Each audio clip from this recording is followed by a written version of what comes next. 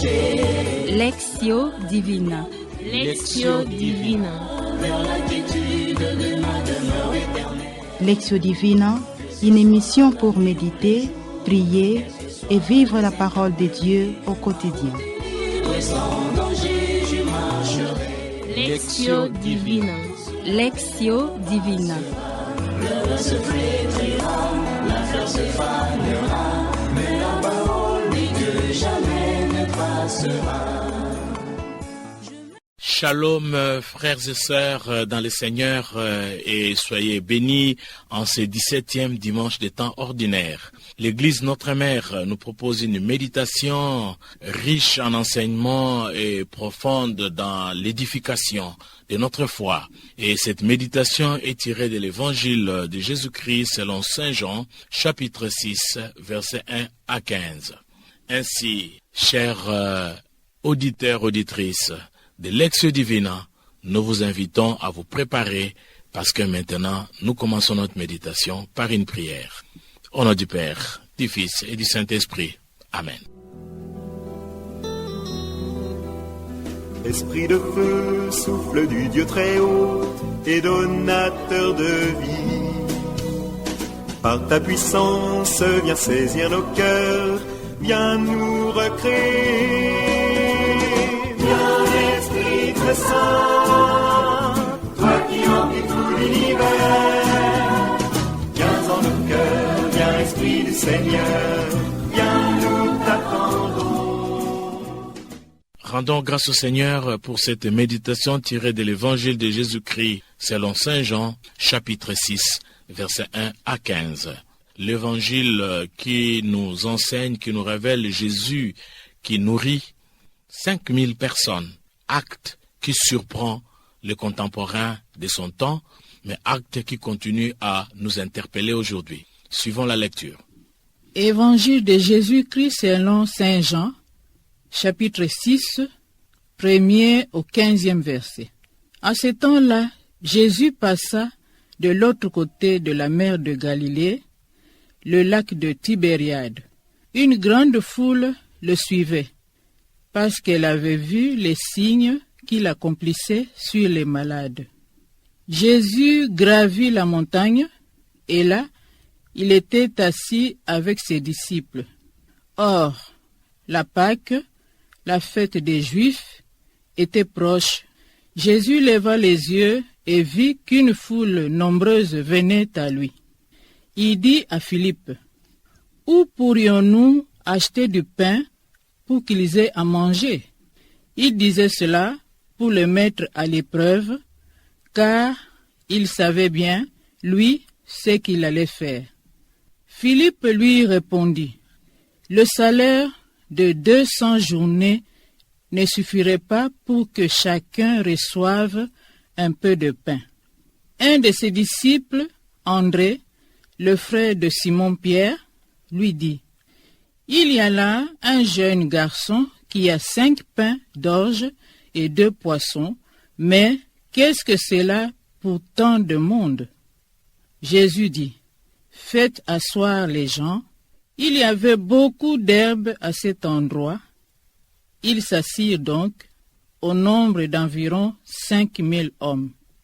Alors Jésus prit les pains, et après avoir rendu grâce, il les distribua aux convives. Il leur donna aussi du poisson, autant qu'ils en voulaient. Quand ils eurent mangé à leur faim, il dit à ses disciples, « Rassemblez les morceaux en surplus pour que rien ne se perde. » Ils les rassemblèrent et ils remplirent 12 paniers avec les morceaux des 5 pains d'orge restés en surplus pour ceux qui prenaient cette nourriture.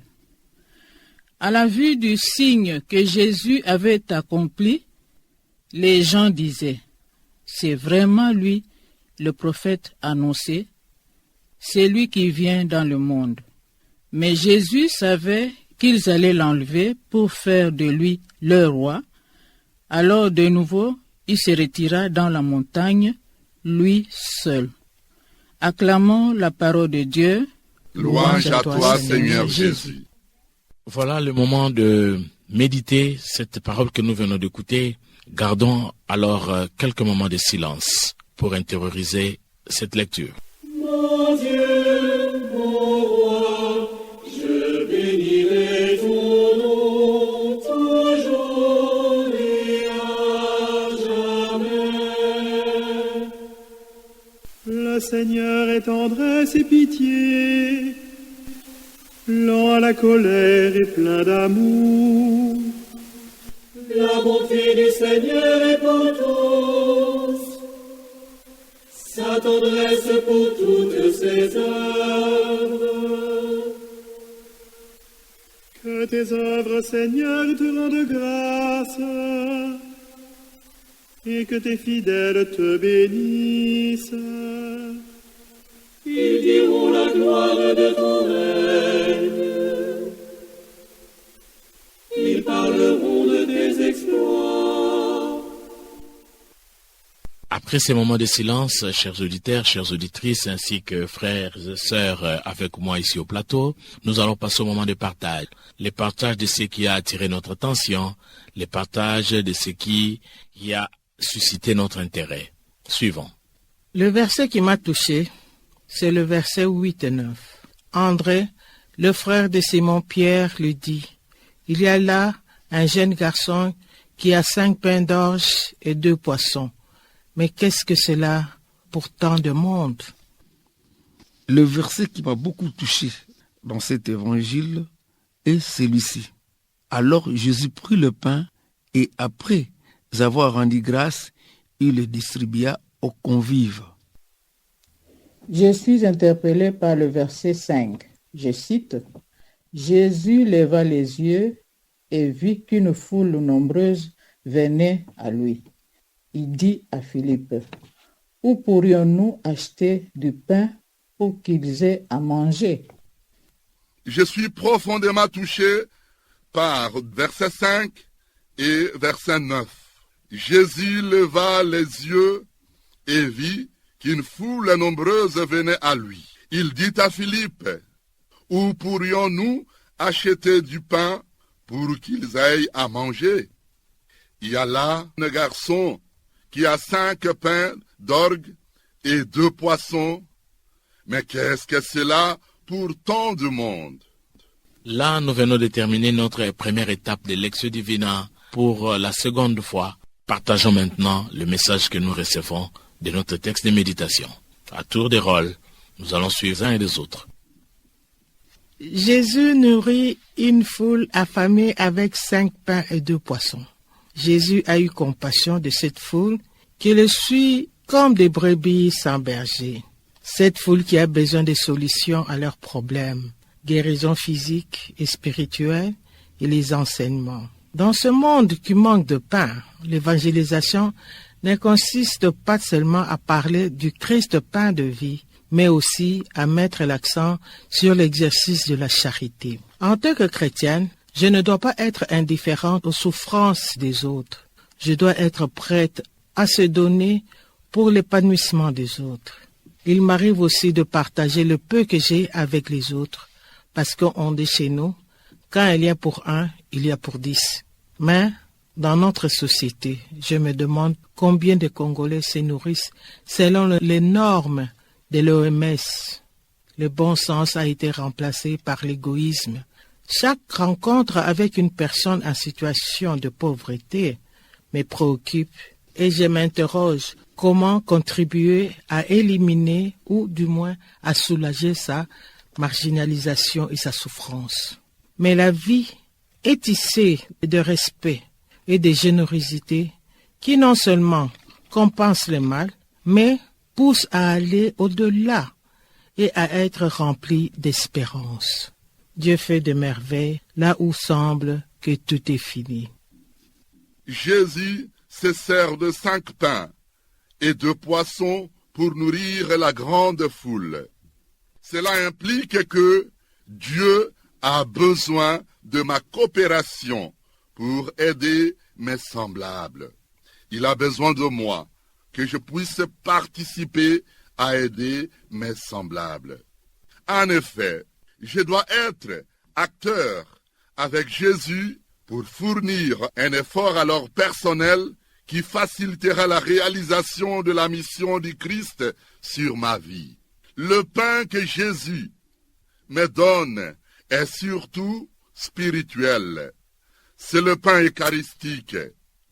Ça doit m'aider à mon cheminement pour que je puisse conduire ma vie à la vie éternelle un jour. Ce pain devient pour moi une préfiguration, le typos, l'avant-goût du banquet que Dieu me réserve au ciel dans l'éternité d'éternité. La joie sans fin que je vivrai au ciel. Mais ça doit commencer ici, lorsque je suis en train de goûter à ce pain eucharistique. Parce que je vivrai au ciel. Alors, mais ça doit commencer ici, cette vie. Par la communion, cette communion avec Jésus sur la table eucharistique. Chers frères et sœurs en Christ, en ce dimanche, Dieu déjoue nos calculs par mathématiques chrétiennes et grossit nos bilans. Ça veut dire qu'il donne sans compter malgré le nombre. Ce peu que l'on a fait de son mieux pour présenter et puis le remettre au Seigneur. Ce n'est donc pas rien. Et de cela, il faut faire des miracles. Pendant la célébration de l'Eucharistie, Jésus, profondément conscient de l'importance de ce moment, se confie en son Père. Nous lisons dans Saint Luc, chapitre 6, verset 20. « Heureux, vous les pauvres, le royaume de Dieu est en vous. » Pour qu'ils aient de quoi manger, Jésus décide de nourrir avec quelques pains et quelques poissons une grande foule.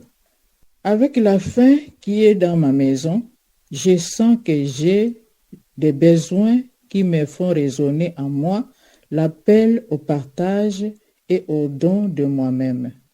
C'est pour cela que je dois apporter ce qui est de beau, de bon et de vrai à ma maison, à ma communauté, et que le Christ lui-même rendra grâce.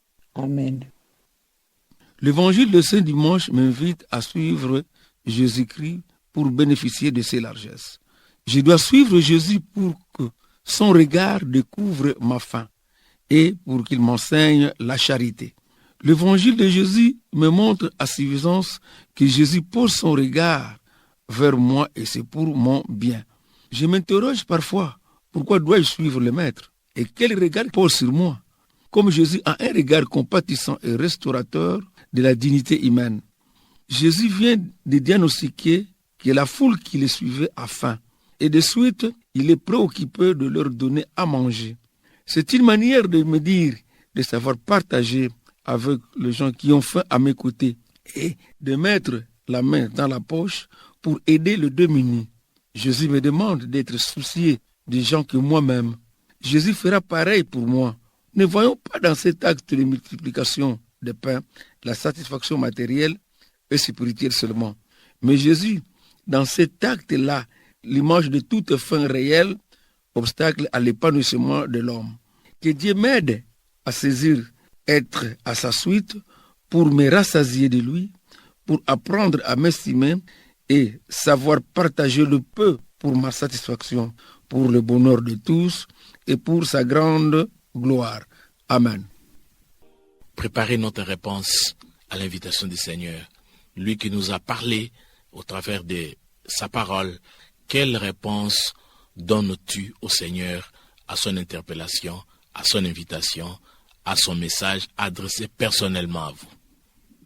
Vierge Marie, Mère de pauvres, toi qui connais de près les difficultés et les souffrances de ceux qui sont marginalisés, que ta prière transforme la main tendue en une étreinte de partage et de fraternité. Amen. Seigneur Jésus, par ton corps et ton sang, tu me donnes la vie éternelle. Dispose de mon intérieur afin que j'aille continuellement faim de toi, qui chaque jour pour me nourrir et me guider. Amen.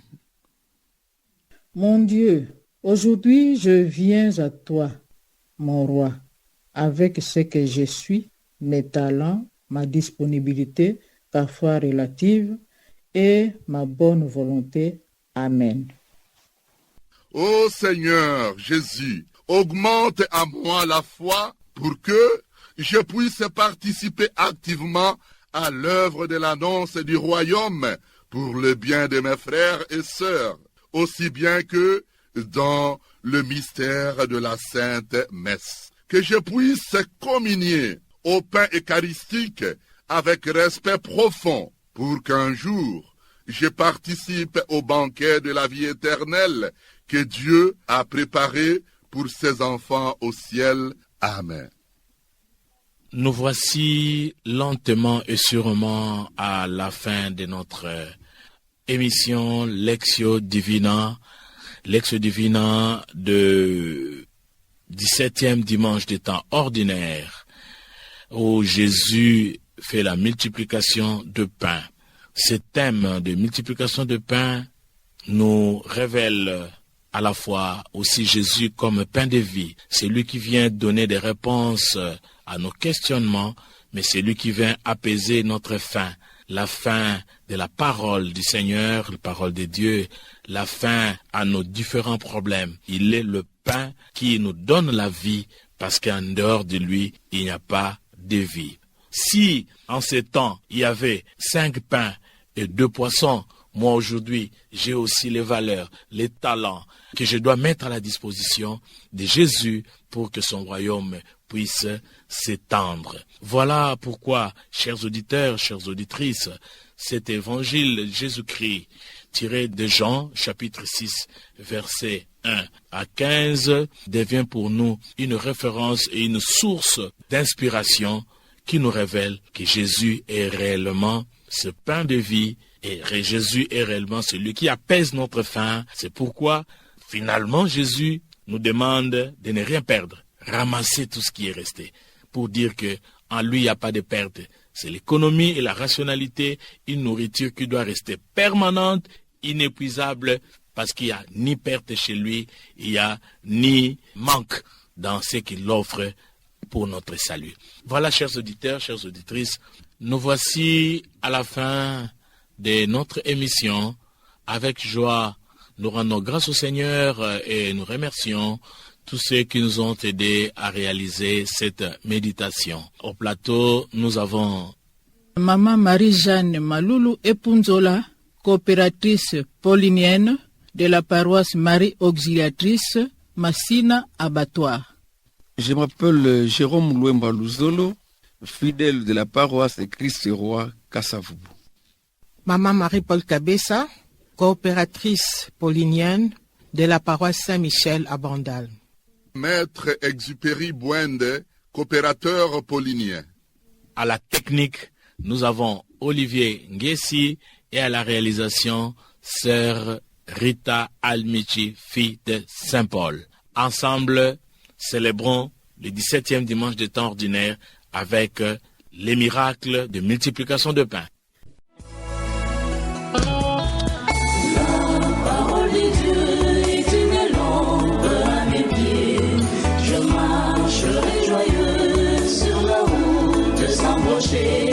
Lectio Divina. Lectio Divina.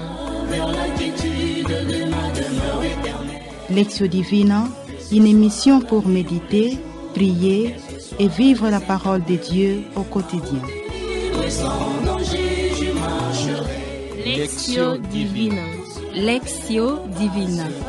Le se flétrira, la fleur se fanera, mais la parole dit que jamais ne passera.